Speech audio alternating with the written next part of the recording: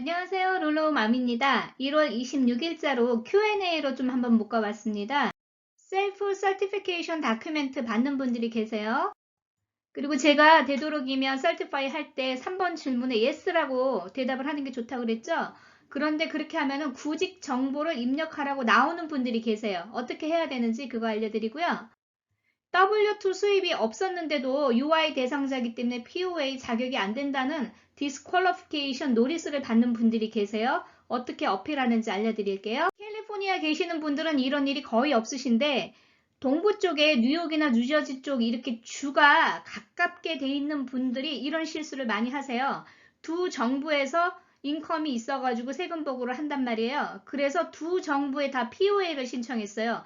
이럴 경우 어떤 문제가 있는지 알려드릴게요. 아이디.미 했거나 아니면 아이디 베리피케이션 그 다큐멘트를 다 보냈어요. 보냈는데 일주일이 넘도록 안 나온다. 왜 안 나오냐? 계속 반복되는 질문이에요. 이거 모아서 한꺼번에 대답해드리고요. 소셜 연금 받는 분들 수당 받을 수 없나요? 이거 물어보시거든요. 이거 받을 수 있어요. 그런데 어떤 걸 주의해야 되는지 그것도 말씀드리고요. 자, 여러분들 만약에 그 서티파이 할 때 2주가 아예 그냥 펜딩일 때는 괜찮은데 서티파이 할 수 있는 날짜가 2주가 아예 스킵이 돼버리면서 안 나오는 분들은요. 일단 EDD에 전화를 하는 게 좋은데 EDD에 전화하기 어려우신 분들은 온라인으로 백데이터 신청해보면 어떨까 하는 제 의견이 있거든요. 그것도 한번 나눠볼게요. 원래부터 POA를 받는 분들은 처음에 신청할 때 이 질문이 있었고요. 온라인에서 서티피케이션을 했었는데 최근에 UI를 받다가 POA로 전환되신 분들이 셀프 서티피케이션 폼이 지금 메일로 받으실 거예요. 그러면 이거 받으셔서 뭔가 궁금하신데요. 이건 간단해요. 여러분들이 실제로 코로나의 직접적인 영향으로 지금 실업성을 받고 있는지 그거를 여러분 스스로 마크를 해서 보내는 거예요. 그래서 그 제가 질문 어떤 게 제일 좋은 건지 그거 샘플 해드렸죠? 그 중에서 여기 마크 하시는 건데 None of these reasons apply to me. 그걸 넣으시면 절대로 안 돼요. 그러면 수당이 다 disqualification이 나요. 밑에 이름 쓰시고 사인하시고 날짜는 오늘 날짜로 쓰셔도 돼요. 그렇게 해서 보내시는데요. 처음부터 POA를 신청해서 받는 분들은 스텝 2를 애뉴얼 넷 인컴 금액을 넣게 돼 있거든요.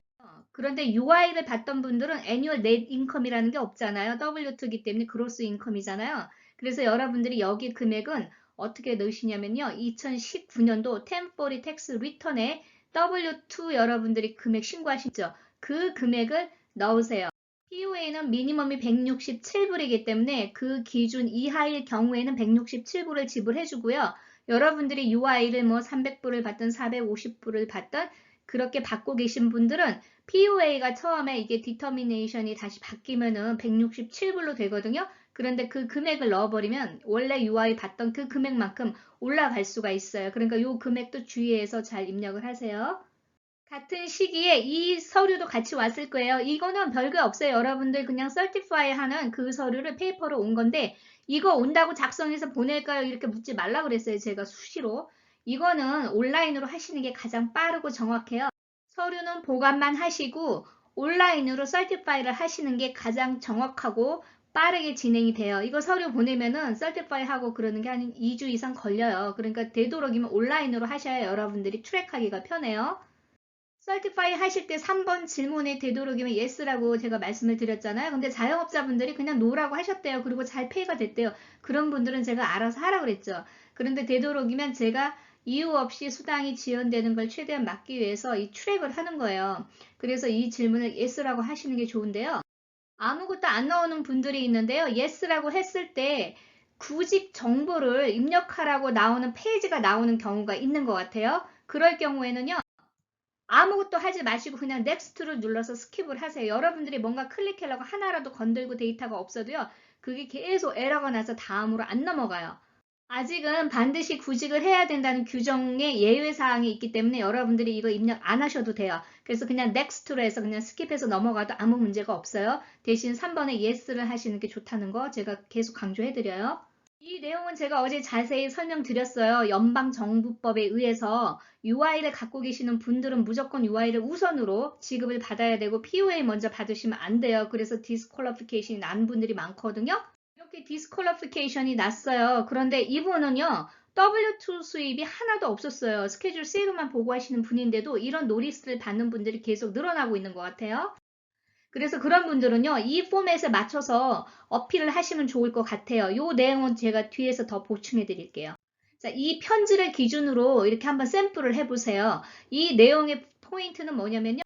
여러분들이 W2가 없잖아요. 그렇기 때문에 스케줄 C 텍스 보고 한 거 2019년도 거 그거를 같이 첨부를 하시고요. 뉴저지에서도 이런 사례들이 계속 발생되고 있어요. 그래서 이런 분들은요.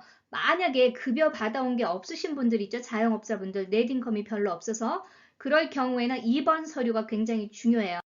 그래서 세일즈 텍스를 내시는 분들은 세일즈 텍스 리포트 2020년도 거 1쿼터 거를 같이 첨부를 하면서 실제로 내가 비즈니스를 운영하고 있었다는 것을 증빙하시고요. 만약에 세일즈 텍스를 내는 비즈니스가 아닌 분들은 인보이스라든지 이런 기타 여러분들의 일을 실업수당 신청하기 바로 전에 발생되었다는 것을 증빙하는 그런 서류를 첨부를 하시는 게 좋습니다. 안 그러면 이게 되게 어필하는데 복잡해져요. 그래서 미리미리 여러분들이 한 번에 서류를 다 준비해서 제출을 하시고요. 제가 편지 내용을 아주 간추렸는데 이 내용만 있어도 EDD가 무슨 얘기를 하는지 알 수 있어요. 그래서 이 샘플을 여러분들이 그대로 쓰셔도 되고요. 조금 응용을 하셔도 돼요. 그래서 만약에 이런 편지를 보내실 때 이제 이 내용의 요약은 뭐냐면은 POA를 내가 받아왔고 EDD가 갑자기 UI 대상자라고 그랬는데 나는 W2 인컴이 없다라는 것을 증빙하는 거예요. 그렇게 되면은 타주에 계신 분들도 마찬가지지만은 어필이 거의 대부분 받아들여져요. 그러니까 처음부터 서류를 모두 같이 꼼꼼하게 정리해서 보내는 게 좋고요. 이왕 보내실 때 아이디 베리피케이션 셔러를 항상 같이 보내는 게 좋아요. 타주에 계시다가 캘리포니아로 오신 분 아니면 타주에 계시는데 뉴저지와 뉴욕이나 이런 주, 메릴랜드 주는 1시간 내로 스테이시 옮겨 다닐 수 있잖아요. 그래서 직장을 양쪽 주에서 수입이 있는 분들이 있어요. 이런 분들이 문제가 굉장히 발생되고 있는 게 뭐냐면은 양쪽 주에서 W2를 받았다고 해서 양쪽 주로 실업상을 신청하신 분들이 상당히 많으시더라고요. 이거 큰일 나요. 결국은 연방정부에서 지원해주는 600불, 300불, 300불을 더블로 받게 되는 결과거든요. 이렇게 되면 연방정부에서 이걸 어떻게 결정을 하냐면요. 사기로 간주를 해요. 그래서 잘못하면 업투 3년까지 감옥행과 2만 불까지 벌금형까지 받을 수가 있어요. 그래서 이거는 반드시 내가 이거를 하는 방법을 몰라서 실수를 했다고 해서 다른 주 정부에 있는 거를 리턴을 하시고 한쪽 주만 선택을 하셔서 되도록이면 일을 하신 주가 자기가 거주하는 주면은 그 주에 다른 인컴까지 같이 포함을 해서 이거를 디터미네이션 해달라고 요청을 하셔야 돼요. 이 과정이 조금 복잡하긴 한데 이거 절대로 양쪽에서 받으시면 큰일 납니다. 이거 잘못하면 아주 운이 나쁘면 타겟으로 큰 벌을 받을 수가 있어요. 두 정부에서 수입이 있을 때는 반드시 한 주 정부만 선택을 해서 신청하셔야 되고 더블로 신청하시면 안 돼요. 제가 계속 강조해드리지만 직장 위치를 기준으로 선정하는 게 아니라고 그랬죠. 여러분의 소셜 넘버 하나로 그러니까 전 미국을 통틀어서 수입이 있으면 그걸 다 종합해서 하나로 클레임을 하는 거예요. 그래서 여러분들이 만약에 거주하고 계시는 주 정부에도 수입 보고가 있다면 다른 주에서 발생된 수입을 다 종합을 해서 여러분이 거주하시는 주정부에 그 증빙 서류를 다 보내서 포함시켜달라고 요청을 하셔야 돼요. 이게 시간이 조금 걸려도 정석으로 하셔야 돼요. 잘못하면 큰 불이익이 있을 수 있습니다. 여러분들이 질문을 하실 때요. 조금 스킬이 있게 질문을 좀 해주셨으면 좋겠습니다. 가령 이렇게 물어보세요. 주 수입이 얼마 미만일 경우에 실업수당을 받을 수 있나요? 이렇게 물어보시는 분들도 계시고요. 아니면은 풀타임 일하다가 파타임으로 줄었는데 실업수당 자격이 되나요? 이렇게 물어보세요. 이거는 굉장히 이게 난해한 질문이에요. 어떻게 물어보셔야 되냐면 본인이 주당 얼마의 수입이 있는데 이 조건으로 실업수당 자격이 되나요? 이렇게 물어보시는 게 정석이에요. 그래서 풀타임으로는 얼마 벌었는데 파타임으로 바뀌면서 주 얼마를 받겠습니다. 저는 수당 자격이 있나요? 이렇게 물어보셔야 여러분들한테 제가 정확하게 계산이나 대답을 해드릴 수가 있어요. 이 스킬을 조금 여러분들도 많이 배우셔야 돼요. 수입 대비해서 어떻게 계산을 해야지 여러분들이 연방정부 지원금이라도 받을 수 있는지 이 계산표를 한번 보세요. 그래서 이 계산표를 응용하셔서 1불 이상 나오면은 주 수당은 1불밖에 못 받더라도 연방정부 지원금은 받을 수가 있어요. 그러니까 이 계산표 계속 여러분들이 여러분들의 주 수당과 베네핏을 기준으로 시뮬레이션을 계속 해보세요. 이거 이렇게 해놨는데도 또 물어보시면 제가 답 안 해드릴 거예요. 또 다른 난해한 질문은요. 이렇게 물어보세요. 10월까지만 혹은 11월까지만 수당이 나오고 지금까지 안 나오는데 어떻게 해야 되나요? 저는 받을 수 있나요?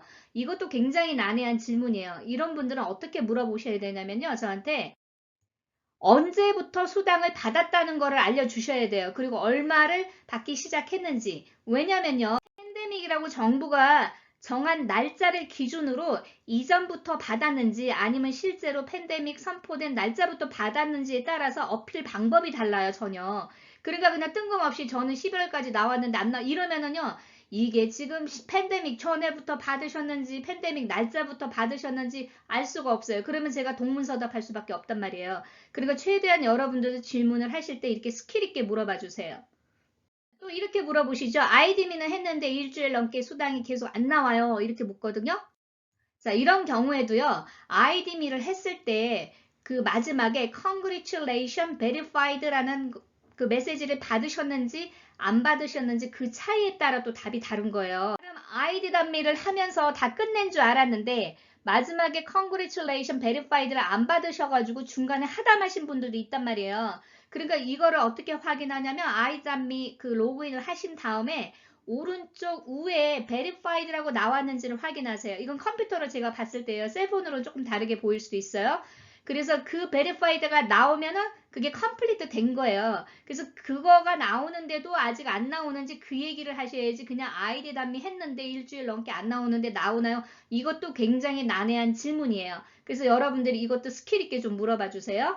제가 나름 많이 답을 해드렸는데도 계속 반복되는 질문들이 이렇게 거의 비슷할 거예요. 수당이 잘 나오다가 안 나와요.